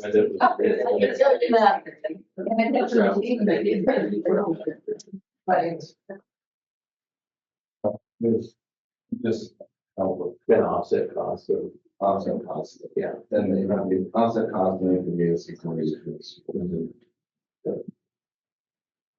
That was what it was. Yeah, and then I guess the final little piece of this is, I know that I can speak for the high school and the middle school, is that parking has just become kind of a nightmare. And Lincoln. Yeah, I know that's what it is. I heard it out of Park too. Just because we'll have, and this is different because I started in middle school, I'm going to high school, where it's a lot of days I'm filling my truck with, I'm gonna take this one, this one, this one. And so then I could pull up at the high school, there's a bunch of kids parked, and it's kids like the faculty members, a bunch of kids parked right in front of the school. And so I'm like, okay, well, I have to pack these instruments across the parking lot. So I park way back over here, along with, Mr. Irvin sometime, Mrs. Cameron, we'll park illegally in front of the high school on that yellow strip, and then, pack these instruments all the way across. And I think, a simple sign would go really well. Hopefully some people would follow it, but just a simple like, hey, this is parking for faculty members in each building. Can't do that. Because it's public land, public parking. We don't know the parking lot. Yeah. The city on the, yep. Don't we maintain? We should also be. Yeah, Well, I should still models, no, wait a second. So I should call, okay, we'll call the city on the models. Good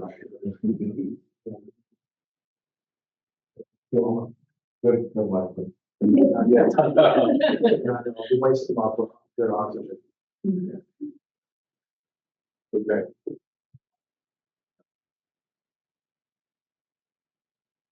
Yeah, and I'll just add to that is because I'm coming from, one school eating lunch and heading over to the other one and, parking illegally in the alley a lot of times and whatnot.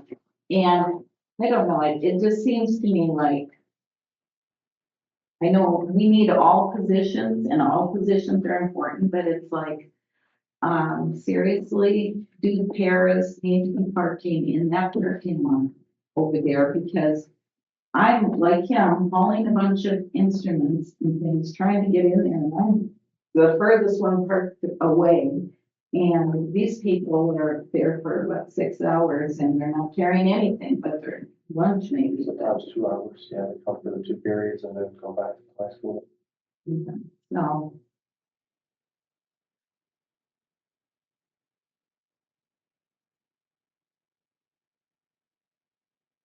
Well, are we done for this evening, or do you want us to come back, or?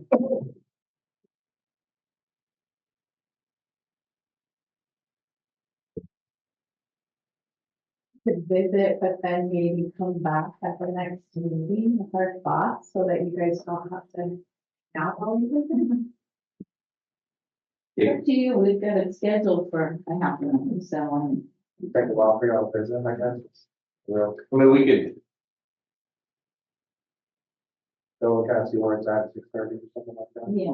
yeah, why don't we shoot for that at 6:30, then we'll kind of see where we're at. And then, like Colin, and some of you who's been in that before, then as we move forward, we'll just kind of, as we create that agreement, like we did for that extracurricular, we'll just have a document on the ones that have been agreed upon, and we'll just kind of move back and forth the next meeting. Okay.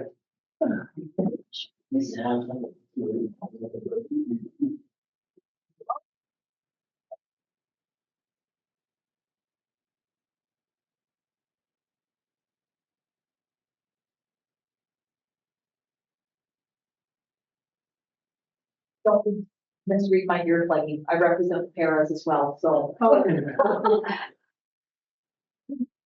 It is not like that.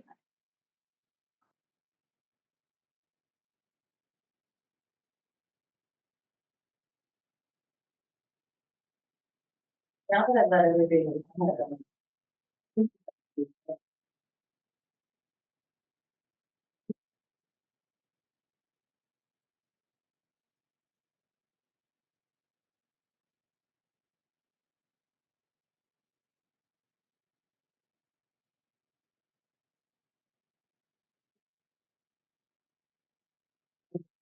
So the public thing you handle individually. I mean, excuse me, by each school. When I came out, you said, I don't feel like any one person is more important. Yeah. And you have to work earlier than you are. That was not, but that was my personal. Well, in that parking thing. Happened many years ago. We used to have teachers parking. And then a lawyer's son. Went and found that it was owned by The city. the city. So it was like, you can park there if you want, because the school doesn't own this, And I know, like myself, when I went between schools, at times it could be difficult. I guess I just, It's hard to find spots. Mhm. I don't think we have enough parking, really. Right. Middle school, if there's not events going on, there's enough parking. Mhm. Other areas, I think it's stretched to everybody. Do those teachers that have, like in their example, when they're carrying instruments, I mean, I'm assuming they can pull up to the loading, unloading zone, unload their instruments, take them into the building, then go in their park. 100%. Yeah, it would just be. Settled and doing it.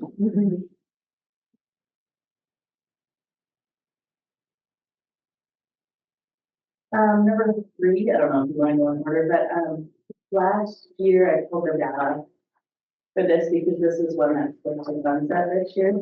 In the 23-24 school year, we had 3 total teachers who had 0 days. It's straight. Great, As a whole district. as a whole district. 10 or fewer was 62, but Kathy wasn't able to break those down without doing individual calculations. So I had just needed it for the CRDC reporting, that's why I had it. And then we had 52 staff that had missed more than 10 days. So sorry, Holly, what was the second one for the? Less than 10 days was 62 certified teachers. Okay. And then more than 10 days was 52.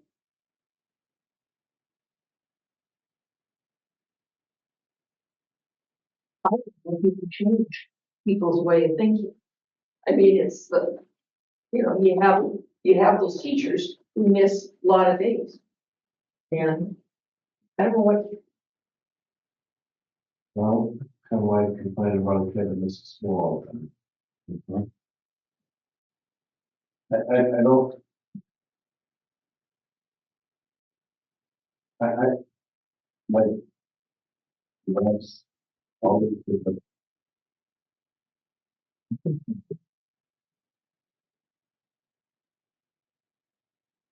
I don't see how that's. I mean, how we have it, like, is, when we just did the extracurricular, right? So like, they're not being charged vacation time now, they're coaching. Right, Because the district is asking them to go Right. to an event. right. So in that, maybe if there was ones where we could say, if they were, judges for sanctioned school events. Is there ones that we could say, hey, If it's our school event, Or my thought is that if Malta Schools contacts you and says, do you have a teacher that you could send to help us judge this event? And you were to say, teacher A, could you please consider going to Malta?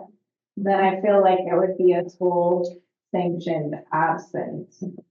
But like reffing, for example, the district is not asking you to ref, that's kind of like a second. and they get paid for Exactly. and they'll have to find a substitute Right. teacher for you. it. Like, it's already a cost to our district, Right. we're not gonna double cost it. Right, But I think to me, it depends who's asking you to do it, because if the district is asking you, then I agree, it should be a school sanctioned, it's a school sanctioned event. But if it's just you deciding to go do this extra thing, then that's your choice and how you're choosing this. Yeah, no, 100%. If it's for our school that you're being asked to do it. Yeah. I have no problems with that on your county commission. That probably isn't county commission now.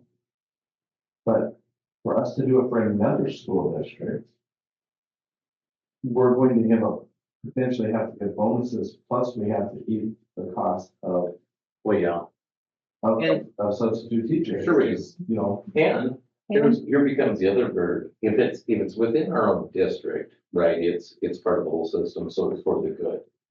But like you said, even if they're, as you kind of walk through it, and you say, okay, well, let's say Cullen had to go to Malta to help out with something though. But then all of a sudden, Havre High School, if they can't find the subs, right, Holly? Now our internal staff has to eat that for him to go help out Malta. and Which really isn't our game. And who's doing the quality teaching? Well, their Right. teachers are gone to Right. support another school district. It's not the same thing. Mhm. I mean, it's one thing if you're taking a group of our kids out of our school. You're doing that quality piece for a group of kids. Mhm. And you're supervising your students. Right, but for us to do it for other groups, that's just not feasible. I don't mind the within the district. That piece feels good because it's part of our own system, we're all pitching in. But not out of district. That's all. Okay, and then how about, the second part though? Cullen maybe has a good point though on the attendance stipend per quarter, do you think that would help where Polly, you know, look at those? Do you think does that. that might not? We gotta keep the,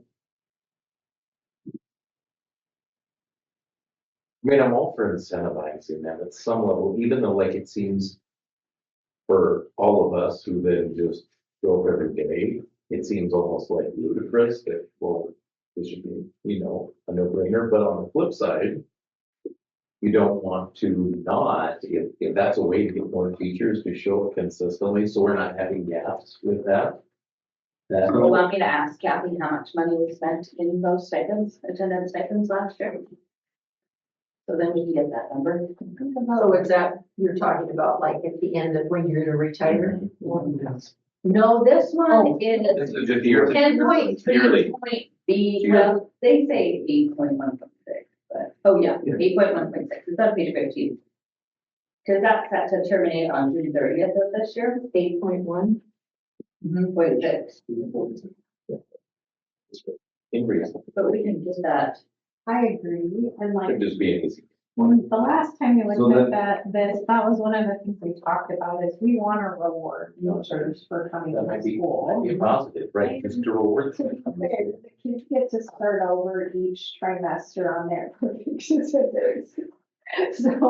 I don't have an issue with saying it currently. Obviously, I think the amounts need to change then, you know, to adjust. But raise it divided by 4. yeah, I There mean, you go. I would be fine with that. I think. I mean, I'm okay with that, but we're not keeping 1/4 bonus at $1,500. Correct. That's what I'm saying. Yeah, I mean, we could go 400 a quarter Yeah. and 200 a quarter. Or we could do it on the semester, it's a lot of work on Kathy then. Oh, Yeah. okay. Okay, so Maybe versus semester, Okay. quarterly. now here's, Right, because you still get one. what do you do about, K through 5? They're trimesters. We just choose twice a year. Well, So maybe you do December 1st, or you could do it like your December 1st and May 1st, or You just have arbitrary. Yeah, just kind of December date 1st selected. and June 1st. We could just see 2 times a year. Do the, and So then you you get get like- like one would go in there. 750 instead of 1,500. Mhm. Absolutely. Yeah, Not a big deal. yeah, there you go, and we could just kind of run this for. Yeah, and I think that's not bad, because it's an easy. Or if you did December 20th and June 20th, then the school year is completely over in case something happens within that last pay period. Yeah, and I think we need to ask Kathy, because there was some issue with that. Might not be the 20th exactly, just because of when she pays that out. I don't know if she'd want to do another one right before Christmas. There was some issue with the timing, and I don't remember what it was, but that was specifically something they asked for, is could we get paid? It was like after the school year ended. And I want to say Kathy had an issue with that because timing wise with, maybe it was year end, Moses, I don't know. It's a lot that year in, yeah. It was like too much, and she was like, no, this is too onerous for me, it was not gonna work. So there was something to do there, but. Yeah, she's out now. 2 times a year, we could figure out the Okay, dates. so twice a year, we'll just pick. It's not bad.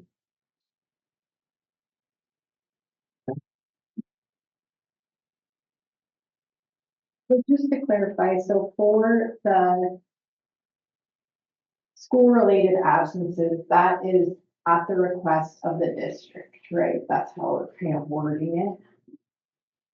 Then the second one is, So it should be school-related business. Is what it's coded as, okay, That's what we got. SRB. So, but they're wanting to be any school food. Yeah. No, So it would only be ours. Like, right, we need a bunch of coaches for 9C tournament. We don't fall into 9C. right. We still need staff. So, but are we asking our staff to help us host it? Well, I think I mean, this could. they choose to do it. I kept books for years for the 9C tournament. When you took vacation? No. So that's the question, right? Yeah, And currently, I mean, if it gets into that situation, you know, you could say, okay, you will not get paid the stipend for doing books during that time.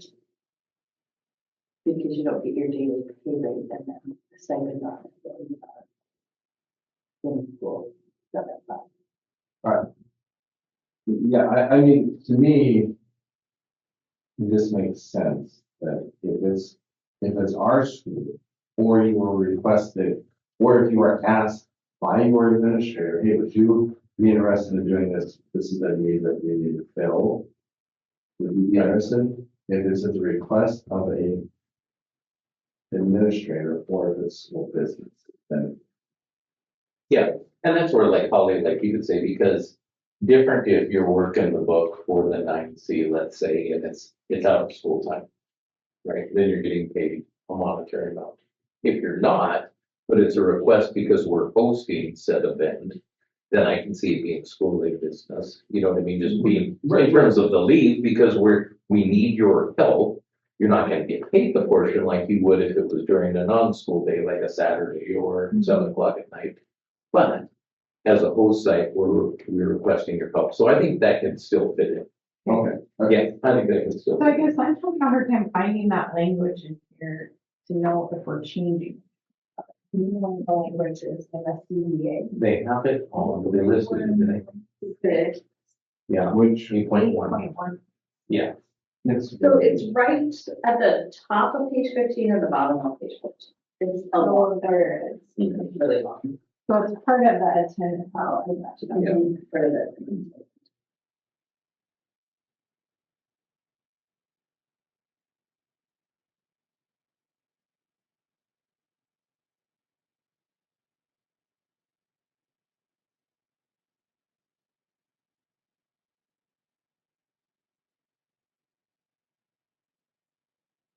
So basically, we would need to add language then that says if it's school, how do you turn it, Holly, if it's school-related business? That's what we have, that's what we're. These categories.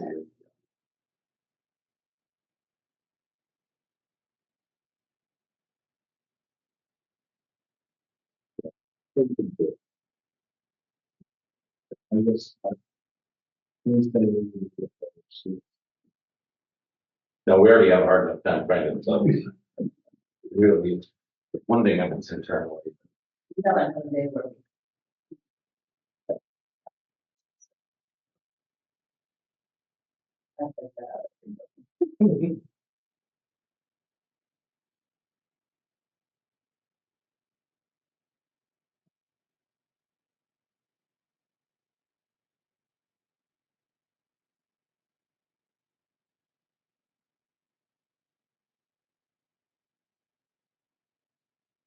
Coming, look at one.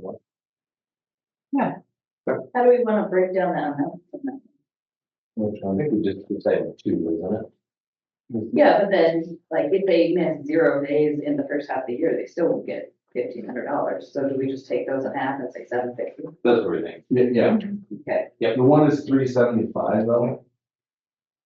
Isn't it? No, So you put that so maybe use at 200. or round it to 380 and Okay. So 140. Oh, yeah. We just go up there. 90. Yeah, we'll do one, yeah. Well, and then the other one is 750, so, 375. Yeah. this number 4 proposal, I don't know what to tell them, but everybody else in the real world has to plan on funds, your funds may having to be altered. Well, Not just, and I think we have to check Montana code because the code specifically delineates how much sick leave you can have and how you use it versus personal leave. And discretionary is really kind of personal leave. Even when we look at like how you're paid out. they ran into that this week. Yeah. We'll need to check code on that one. Yeah, we need to check code on that.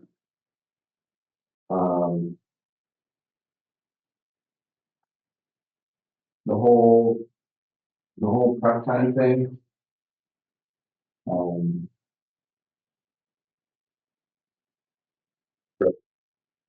Because number 4, we gotta check the code. Right.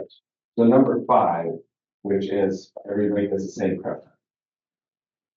Yeah. I don't know what to tell them. For the ambassador job. I don't see anything wrong with the whole, making sure that they have travel time. They have to. Yeah. Like, Yeah. no, we can figure something out on that. Mhm. Part of, I think, one of the things that's kind of going through my mind as we have these discussions, part of this is stuff that's not currently in the CBA, which I think like that one could easily be added. But I also think like for some of this, we need to be thinking, is this appropriate for the CBA or is this more like an MOU type language? I think that one's fine to go in there for the CBA. The faculty parking thing. They just want priority over everybody because they're in. No, and I think that, That is in this one. I don't have this stuff, it's just, right back here. Where you. I park in like 4 or 5 different spots a day. Yep. I did at Yeah. Lakeland because Carla had a little sign up that said principal parking, but also I was the first person at work today and the last one to leave. So I could have picked any spot. Yeah, I just think it creates kind of a weird, it's a weird piece. I've watched that within staffs. I watched it, they kind of did it in Stevensville, then I watched it bite back weird there hugely when they put that piece in. It just, I don't know. This is hard because for all of our schools, with the exception of the middle school, you're parking in a right of way. I mean, for a lot of. Yeah, I just think that one's not a good one. And the whole, they already have in there that they get, 30-minute unpaid lunch, or if they choose, if they have to work, they take a duty, they get $5 right for that discretion. It, If we did that prep time at K5, wouldn't that mean we have to extend their day because we need more? We have to hit that instructional time? Here you have it.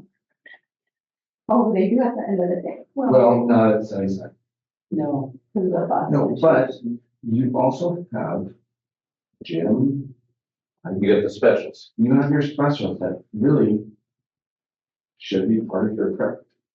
And some days, I would think it would be. truthfully, for scheduling purposes, you can't always guarantee to have a prep every day in elementary. Mhm. Just because of sharing staff and different things, like, it's pretty close, but it's not always perfect. And And I think it is, it's equitable in each building, but it's not. Equitable across the district. And then we said, have a lot of things. Right. They do compete together. And so they're guaranteed a prep every day for the class. They also have recess. And they have another special each day.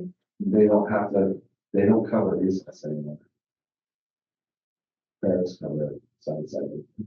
I think you have to have a teacher on, just to be able to get enough people. One at a time. But I think. I know we have, every teacher has one. There's other ways you have supervision. Every school, every workload at each school is so different, that's not really feasible. Yeah. I mean, the workload of a kindergarten teacher is not the same as a urban health teacher at high school. It's a different workload.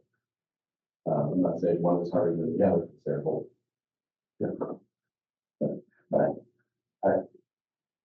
we can't make everybody have the exact same schedule, unless they want kindergartners to be in school and don't work. And I don't think anybody wants that. We can look at, Then at the time too, Holly and I can kind of review section 10.4, just see.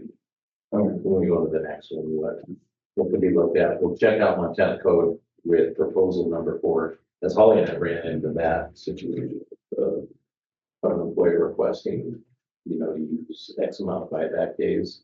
And then use X amount of vacation leave, and can I get credited more buyback days than, and they were trying to look at it in an effort to not all of a sudden just take a screw of days, right? Leave us in a pickle. So they were looking at it from a good thing. But we were, found out that it said very clearly you can't go more than 2 times the amount, which is 5 days per year. So a max of 10. So that's why with these two, we gotta just. Well, like payout for sick leave is a quarter of the leave. And then it's just paid out differently, so I don't think. And there are a number of days that goes with it. I don't know where they ever came out with them. I think they probably just read that. Yeah, it's 150. When they talk about us being in power. And we'd have to look into this. Yeah, I already. So I was just gonna ask, can you adjust that PIR thing, or is it just? Same code too. Yeah. I just couldn't read very well earlier, so I didn't bring up. We'll have to do some. These ones, we'll just have to look at. Yeah. Yep. I'll go grab them. Okay. Anybody watching?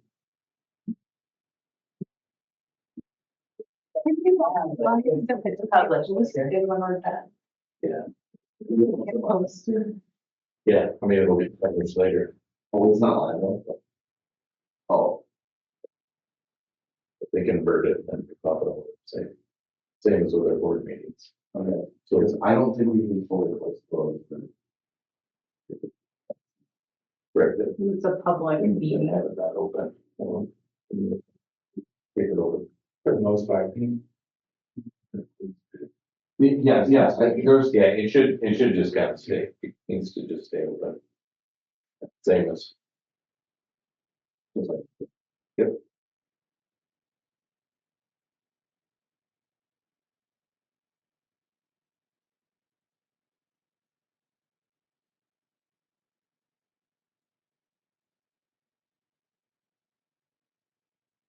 And like I said, we'll do before the next one, we'll take the ones where we're at.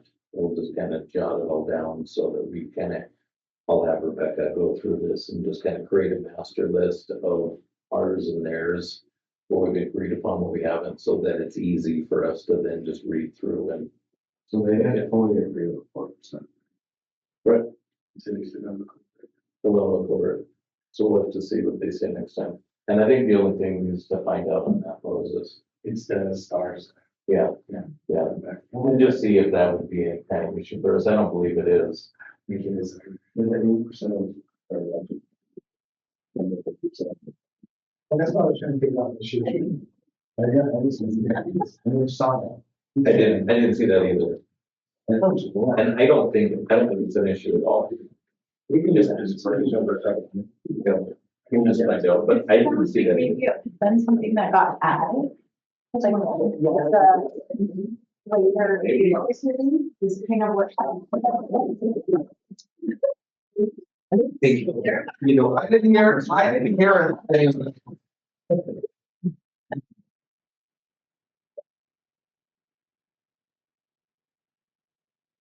Okay. You saw the like this. There was none of them. By the way. That wasn't even in there. Think about that, it's moving forward well, but they could have. No, good. Like, oh,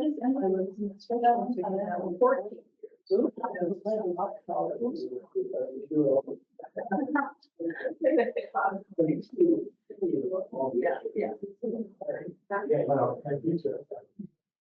All right, So as we kind of wrap up for tonight, then realistically, we had, for instance, like on the proposal before, we need to do some research on, a bunch of these regarding the Montana code, kind of where we're at. So when we come back, we'll have that really kind of lined out on where it should be.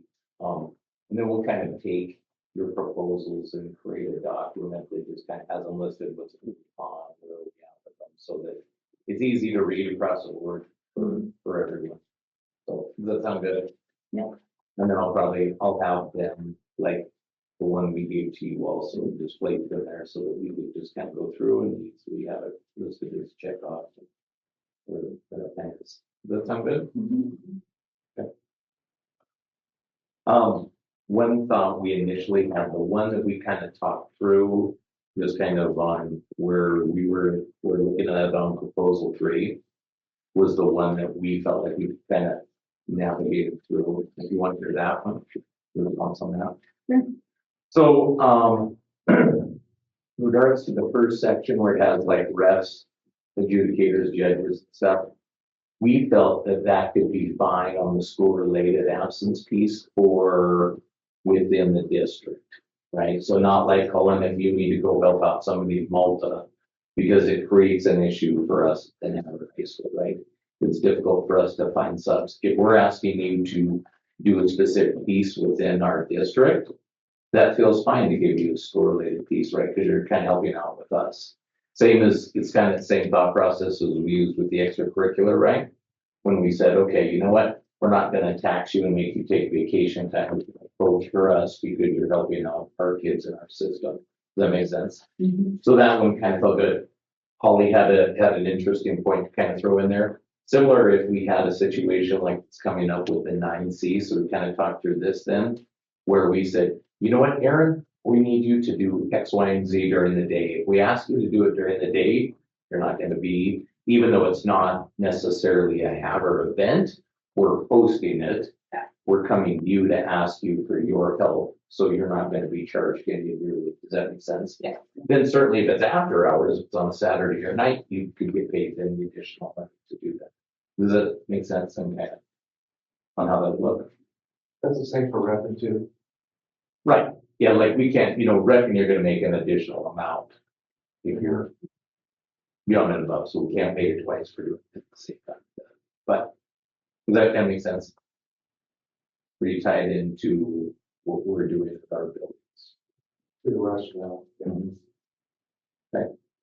And then in So terms, I just to clarify that, so saying like, okay, so say it was a tournament that we were hosting here and we were using somebody, Haney was gonna rep, okay? And he had to miss school to do it. It's school related.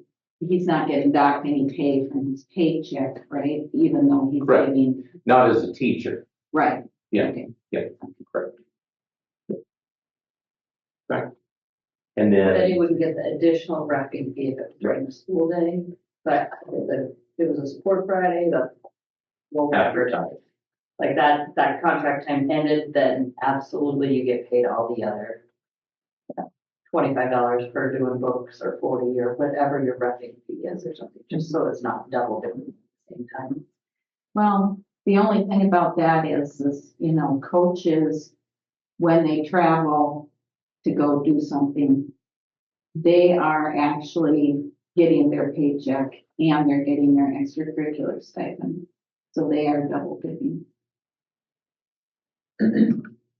Well, I guess my thought on that is Yeah. they've applied and been hired for a specific position and they have a job description for that position.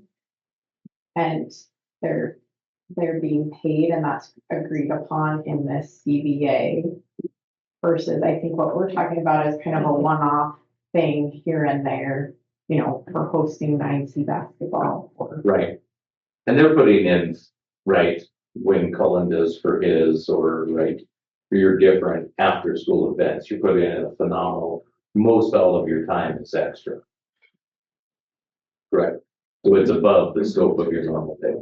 And that's what they're getting. And then look at changing the attendance stipend, quarter. So where we were kind of thinking was to go twice a year versus quarterly.